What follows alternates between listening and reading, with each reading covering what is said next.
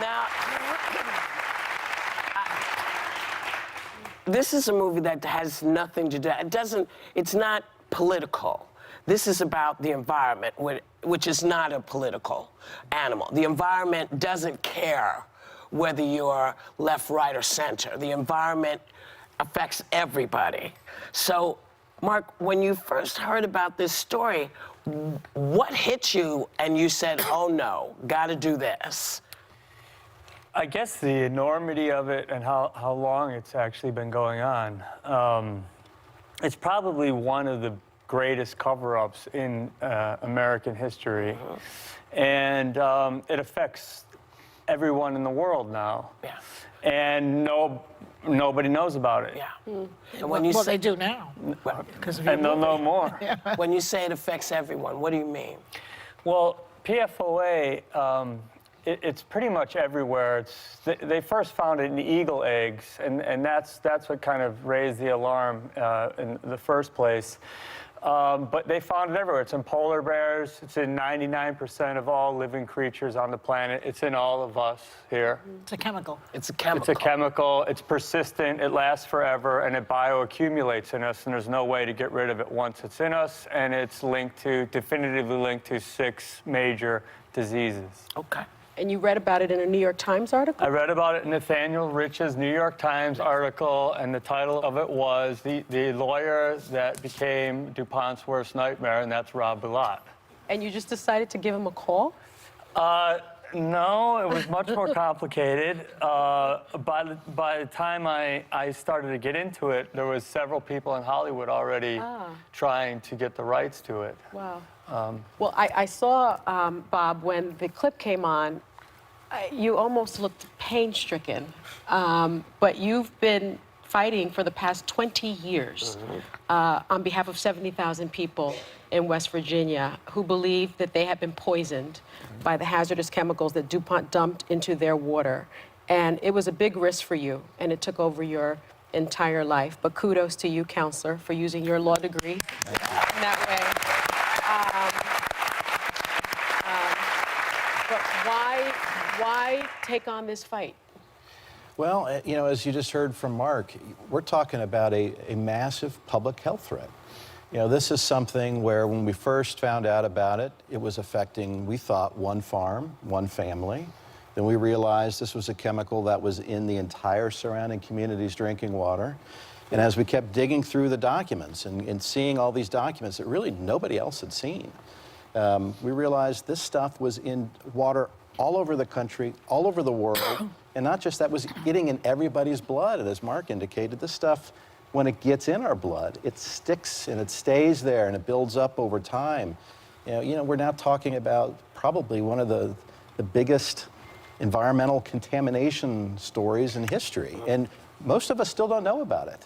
Wow. You know, we know about Flint, Michigan, one water supply, yet here we're talking about something that's in water all over the world, in all of our blood, in animals, polar bears, eagles, and we're all just now starting to hear about this because this information was withheld and covered up for years. But that's what they always do, isn't it? Isn't that typical? We saw Erin Brockovich. We saw that movie, and we know about Love Canal, which was another cover-up story. That's what they do. According to the New York Times, the Trump administration is trying to roll back more than 80 environmental rules and regulations. I don't know if they're able to do it so easily. There is a lot of pushback, but including the Clean Water Act, for God's sakes, thing that everybody drinks.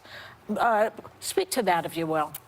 Well, I mean, that's disastrous, and, you know, we have if you care about your water and you want clean water, then you know what to do in 2020. Yeah.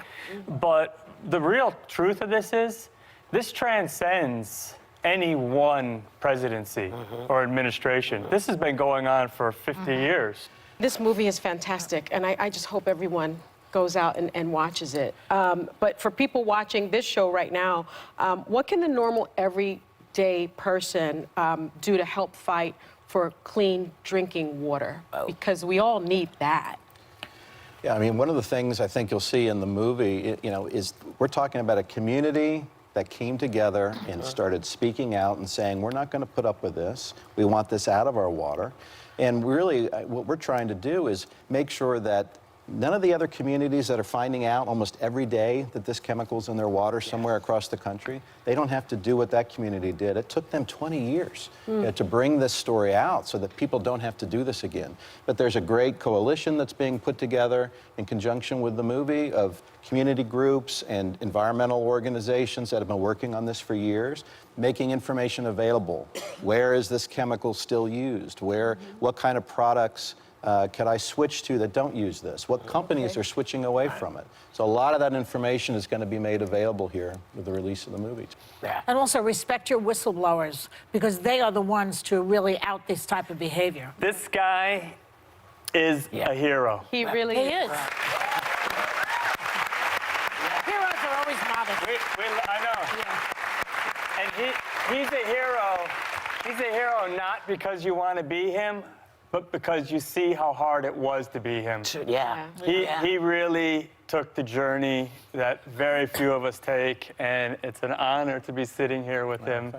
And it's an incredible story.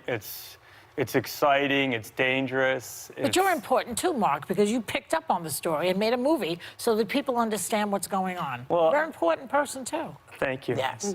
You know, Jane Fonda was just here last week to talk about her climate change protests, because, you know, she's been arrested 4 times that we know of right now. And she asked a lot of folks to join her. And did I hear you might be taking a little trip? I was asked to join, and I'm going to join her in December. Excellent. Yeah. Excellent. Excellent. You know, that's it.